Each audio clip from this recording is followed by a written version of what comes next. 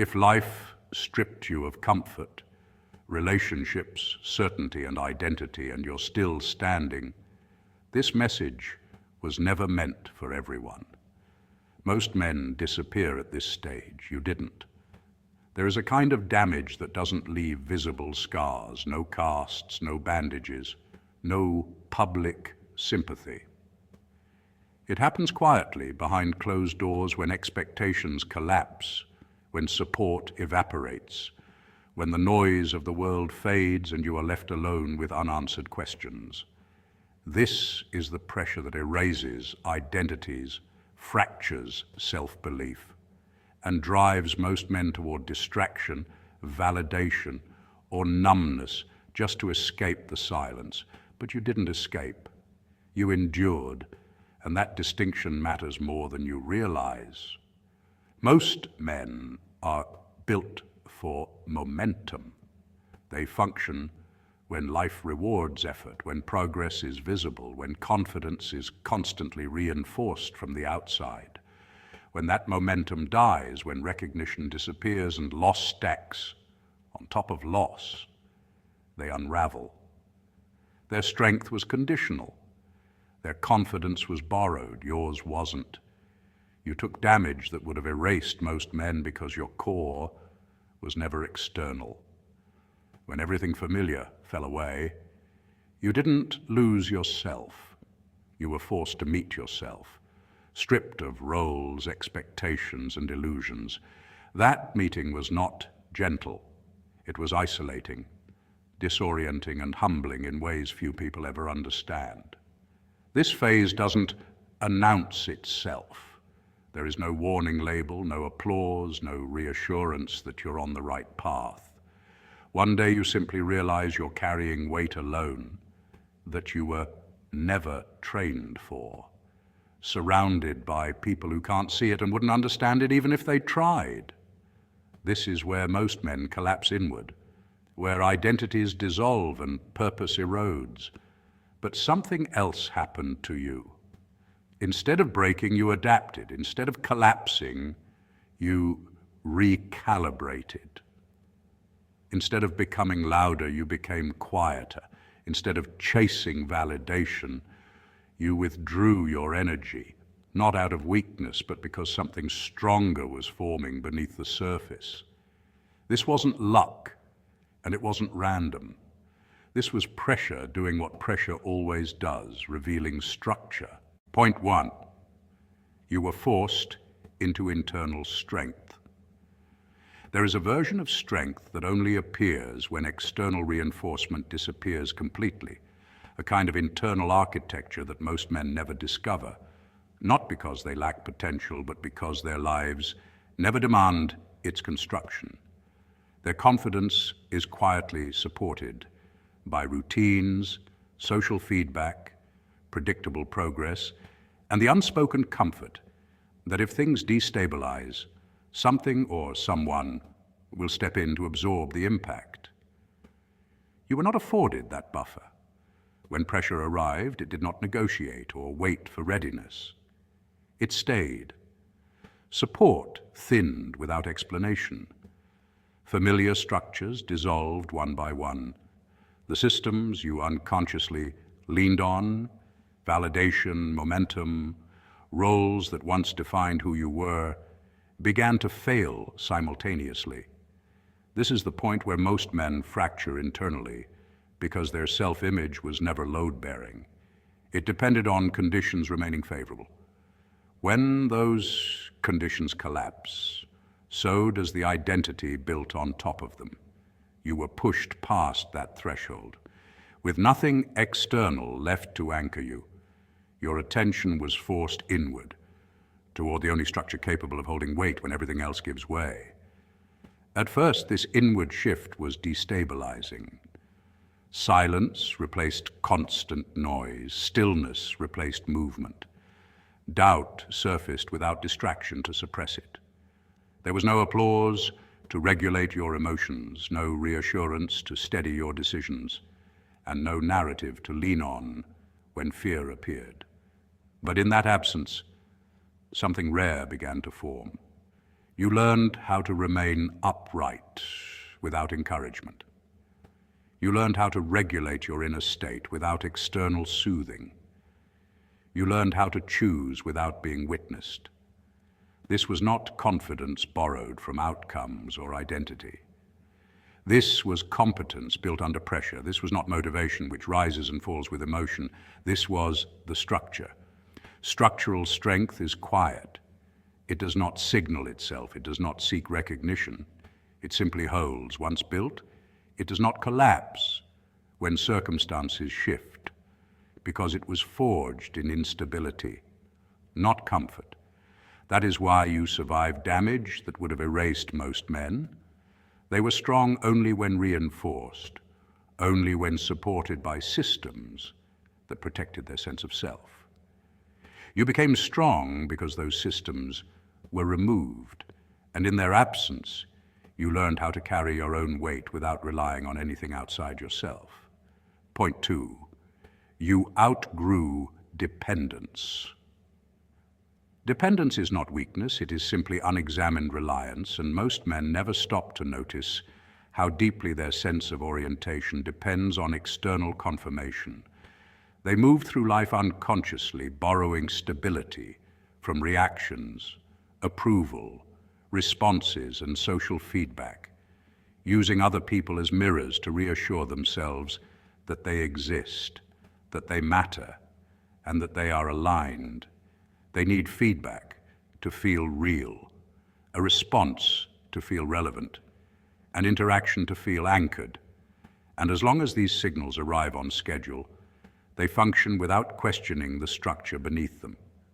But the moment those signals weaken or disappear, the system destabilizes. Anxiety rises, identity feels blurred, and impulsive behavior emerges as an attempt to restore balance, rather than to understand what has been lost. You experience this rupture directly. The familiar responses faded. Your presence no longer produced the reassurance it once did. Effort stopped guaranteeing recognition, and the old equation between action and validation quietly collapsed. In that void, a decision surfaced, though it did not feel deliberate at the time. You could chase replacement validation, escalate performance, explain yourself or seek new mirrors, or you could remain still inside the discomfort long enough to study it. You stayed. You endured the silence. Over time, your nervous system recalibrated. The urgency to be seen softened. The reflex to justify yourself weakened. The compulsion to extract reassurance from others dissolved. You learned slowly and without ceremony how to remain intact without constant relational feedback. This is not a dramatic transformation. It is a subtle internal rewiring that most men never complete because they flee it too early. Yet once it happens, it alters how you move through the world. You become less reactive, less performative, and less vulnerable to emotional manipulation, because your sense of self no longer requires external stabilization. You do not withdraw from people out of bitterness or disdain. You step back because dependence has lost its grip. What others interpret as coldness is simply self-sufficiency, refined under pressure. It is maturity born not from comfort, but from prolonged exposure to uncertainty. And once this threshold is crossed, reversal is impossible. You cannot unknow what it feels like to be internally anchored. You have passed a psychological point of no return that most men never even approach, let alone survive. Point 3, silence became training. Silence terrifies the unprepared mind because it removes the shields people use to avoid themselves. Without constant stimulation, unresolved thoughts surface. Without distraction, suppressed emotions rise. In silence, there is no escape route, no noise to hide behind, no urgency to perform, and no audience to impress. Most people flee this state because it forces confrontation with internal chaos, with fears they have postponed and questions they never answered. You did not flee. You were placed there. Long periods without explanation, feedback, or clarity slowed everything down against your will. At first, the stillness felt oppressive. Time stretched unnaturally. Doubt echoed louder than sound ever could. The same questions replayed with no resolution, creating discomfort that demanded endurance rather than action. But repetition is not punishment. It is exposure, and exposure, over time, rewires the nervous system. The mind learns what no longer threatens survival. Gradually, silence stopped feeling like danger. It became neutral. Then it's useful. In that quiet space, you began to notice patterns instead of reacting to impulses.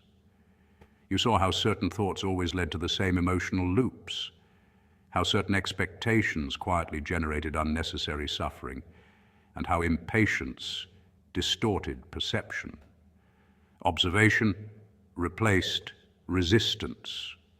This is where psychological depth forms, not through intensity, but through sustained awareness. Silence trained your attention without dulling it. It taught patience without teaching resignation. It sharpened perception without turning it into suspicion. While many men remain loud because noise protects them from introspection, you became quiet because quiet refined your thinking. You learned the difference between urgency and importance, between reaction and response. When you speak now, your words carry weight, not because they are forceful, but because they are filtered through consideration. This is why you do not rush conversations, why you pause before responding, why your presence feels grounded rather than restless. You no longer fill space to ease tension. You allow space to reveal truth. Silence did not weaken you, it disciplined you. It stripped away impulsive identity and replaced it with clarity. It taught you how to sit with uncertainty without collapsing into it, and how to remain steady without needing validation. What once felt like isolation became internal order. What once felt empty became precise. Silence shaped you into someone who listens deeply, thinks carefully, and moves deliberately. And that discipline is visible, even when you say nothing at all. Point 4, loss refined you. Loss has a way of stripping illusions without asking permission, arriving without ceremony, and removing what once felt permanent, familiar, or necessary. When something important disappears, whether it is a relationship, a role, or a future you once rehearsed in your mind, it does not simply create absence, it forces a reckoning. Most men experience loss as personal failure and respond with urgency, trying to replace what vanished before the silence can settle. New distractions appear. New identities are adopted. New attachments are pursued, not out of alignment, but out of fear of stillness. You experienced loss differently. It stayed. It lingered long enough to do its work. It did not rush you back into motion. It slowed you down until motion itself had to justify its existence. The things that fell away revealed what had been unnecessary all along.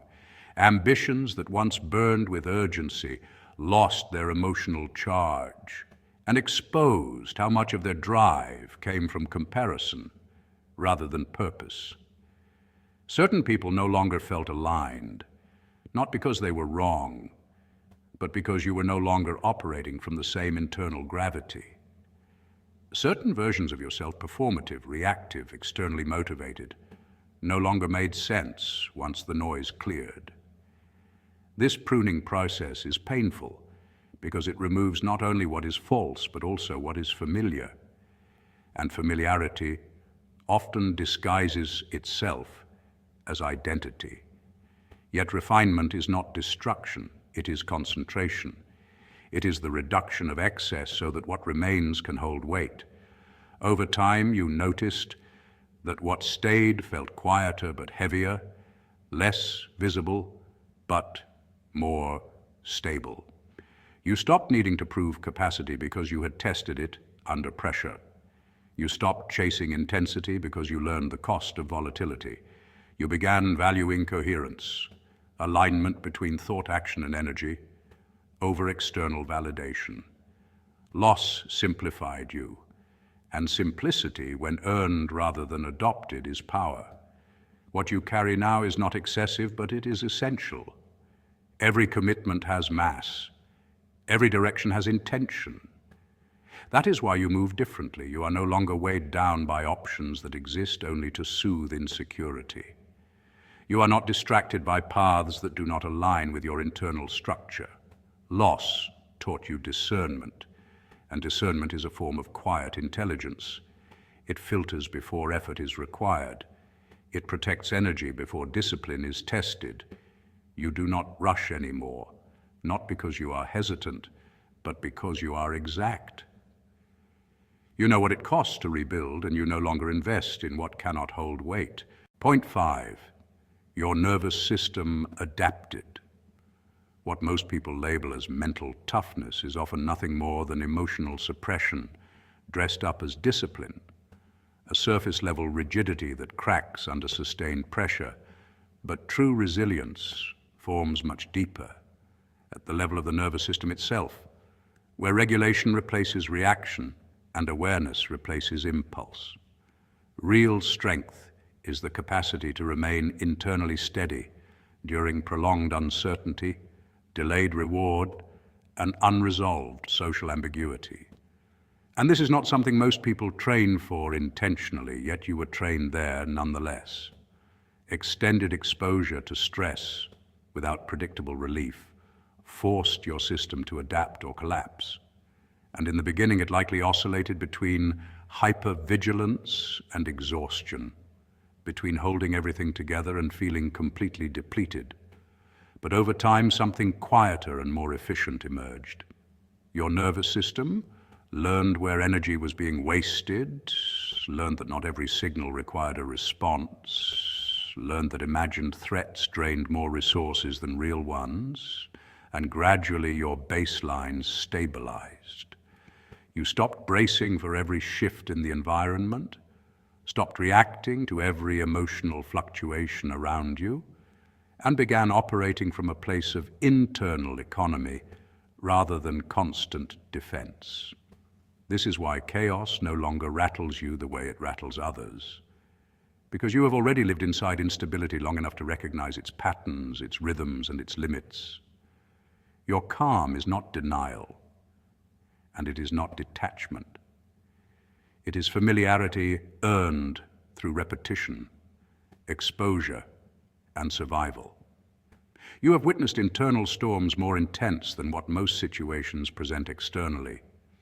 And once that threshold is crossed, everyday pressure loses its authority over you. This creates an advantage that is difficult to articulate, but immediately perceptible. Something others sense in your pacing, your voice, your restraint, and your refusal to be hurried by artificial urgency. You're not easily rushed because urgency no longer governs your nervous system, and you are not easily provoked because you recognize emotional bait for what it is. A demand for energy you no longer give away freely. This is not arrogance, superiority, or emotional coldness. It is adaptation at a biological and psychological level. Your system learned what was survivable, learned what passed without destroying you, and that knowledge embedded itself permanently into your responses. What others are still struggling to endure, you've already metabolized, and what once threatened to break you has become the quiet foundation of your composure. Point 6, you didn't harden, you stabilized. Many assume that surviving severe pressure inevitably makes a person cold, rigid, or emotionally numb, but that is not what happened to you, and this distinction matters more than most people realize.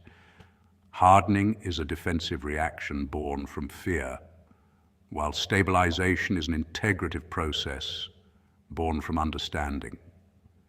You did not shut down emotionally to survive. You organized yourself internally so that emotion no longer controlled you. You did not disconnect from meaning or abandon your values.